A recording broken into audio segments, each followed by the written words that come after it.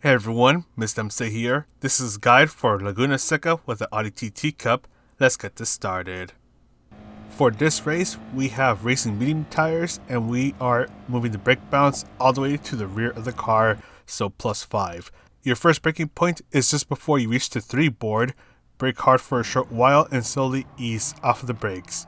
Nice and careful on the throttle, and you can use these curbs on the inside of the turn as your apex, but try to make sure you don't end up hitting them. So slowly accelerate out of that turn, bring yourself to the left, and just after the gravel on the left starts, that is where you can use some braking so you can slow down while still having the ability to make the turn. Slowly accelerate out of that turn, then turn in just before you reach the 1 board on the left. Use a little bit of braking to fine tune the car to make the rotation, and then slowly accelerate. Do not get onto the sand. Bring yourself to the right, brake in between the 3 and the 2 board. Brake hard for a short moment and slowly ease off the brakes as you turn in. And once again, try to avoid hitting the sausage curbs and try to avoid getting onto the sand. Now bring yourself to the right, and just before you reach the 2 board, you want to start to turn in and use a little bit of braking. You just want to fine tune the car once again. Be nice and careful getting on the throttle. Now bring yourself to the left, look for the 3 board that is on the right as you want to brake before you pass it. Brake hard for a short while, and then you want to slowly ease off of the brakes as you turn in. Take advantage of the curbs. Once your car is pointing towards this empty area on the other side of the track, that is where you can carefully start to accelerate. Don't be too aggressive so you don't generate wheel spin, and then ease off of the throttle as you make this left turn.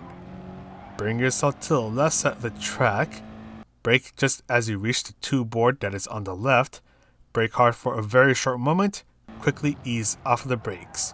Slowly accelerate, bring yourself to the right side of the track, and finally brake before you reach the 3 board that is on the right.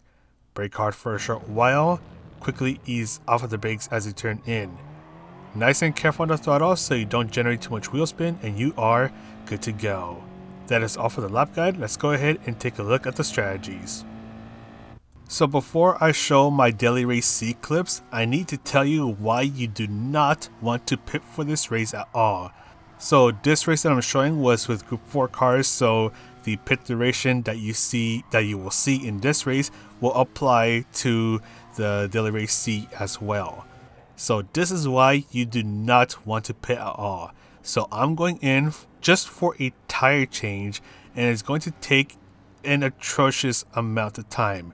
So when I went into the pit stop, I was half a second behind first place, and it is still taking an eternity to make a simple left turn to go into the pit box, and we're already 23 seconds into our pit stop duration, and it's going to take about 6 seconds to get the change of tires done.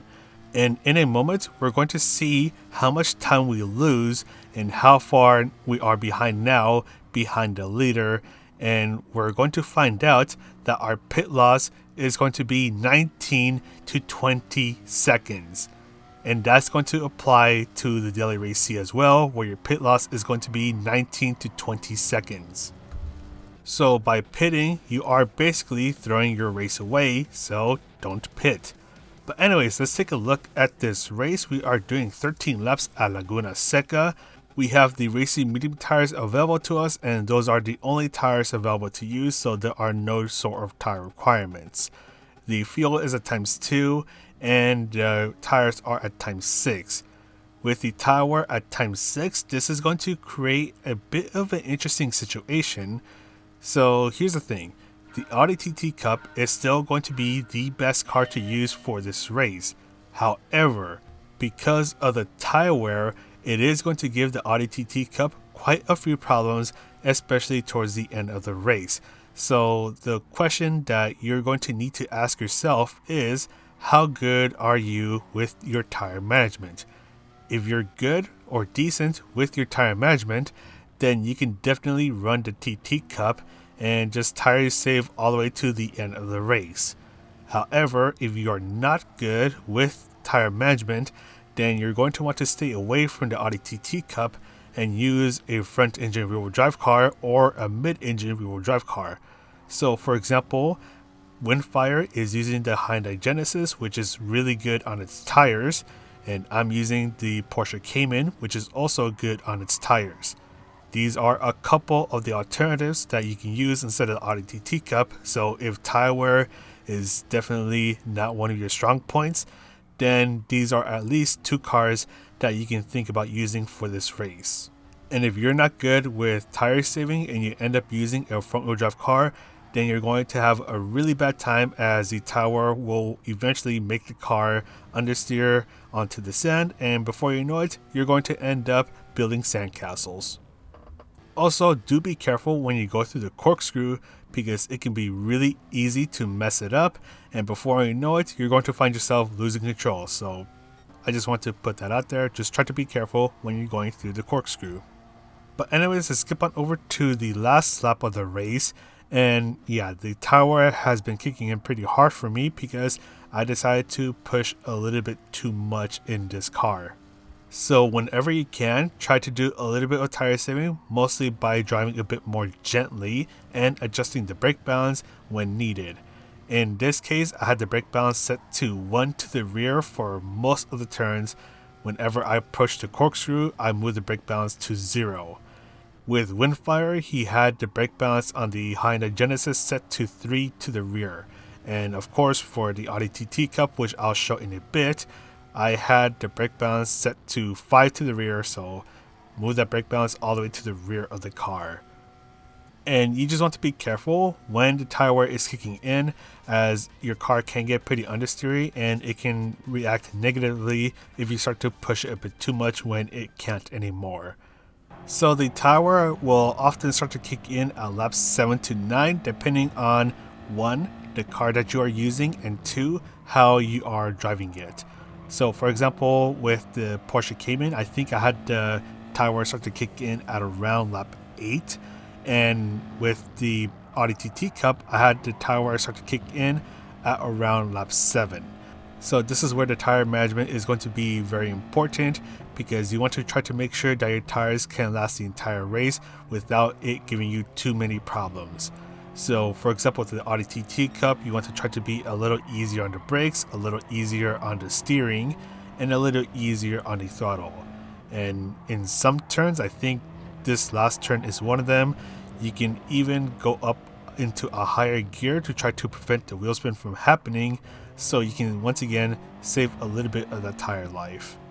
And this is why I say that you want to be careful with your car when the tire wear kicks in, because it can be really easy to make a mistake. So for example here, I barely went off track and I couldn't recover it because I didn't have the tire grip that I needed. So now I have dirty tires, which is going to make me go even slower throughout the next couple of turns. But anyways, there's not much else to talk about, so let's go ahead and show the penalty serving zone and the best places to try to get an overtake done. The main straight is obviously the best place to try to get an overtake done, as well the main straight is the longest straight on Laguna Seca, and you can try to take advantage of the slipstream and try to get an overtake done. After that, it's going to be pretty difficult to try to get an overtake done, so it's going to be really easy for the car in front of you to defend their position, and you'll be forced to stay back until they make a mistake. This section is where the only penalty serving zone is, and it can double as a place to try to get an overtake done. Just try to get the inside line and make the overtake stick before you reach this next turn. So this next turn, you want to try not to do any overtakes, try not to go too wide through that turn with whoever is around you. And this place can be a place to try to get overtake done, but it is a pretty risky place. And it's mostly because you have the corkscrew, so you want to try to get just ahead of them before you have to enter the corkscrew. And after that, this final turn that is coming up is a bit more situational. It is possible to get an overtake done, but you have to make sure that the car in front of you messes up before you try to get past them. But anyways, let's go ahead and quickly summarize this video up. So this race is a no-stop race, The Audi TT Cup is the best car to use for this race, but because of the unique situation in regards to the tire wear, you can use the Audi TT Cup if you are decent to good with the tire management. If you are not good with the tire management, then you want to use a different car that is good on its tires. So for example, the Hyundai Genesis or the Porsche Cayman. And those are just a couple of the examples of cars that can be used for this race that are viable due to its good tire wear. But anyways, that is pretty much it for this guide. I'm going to go ahead and sign off now. So this is Muslim CA, wishing you a good race, and I'll see you in the next video.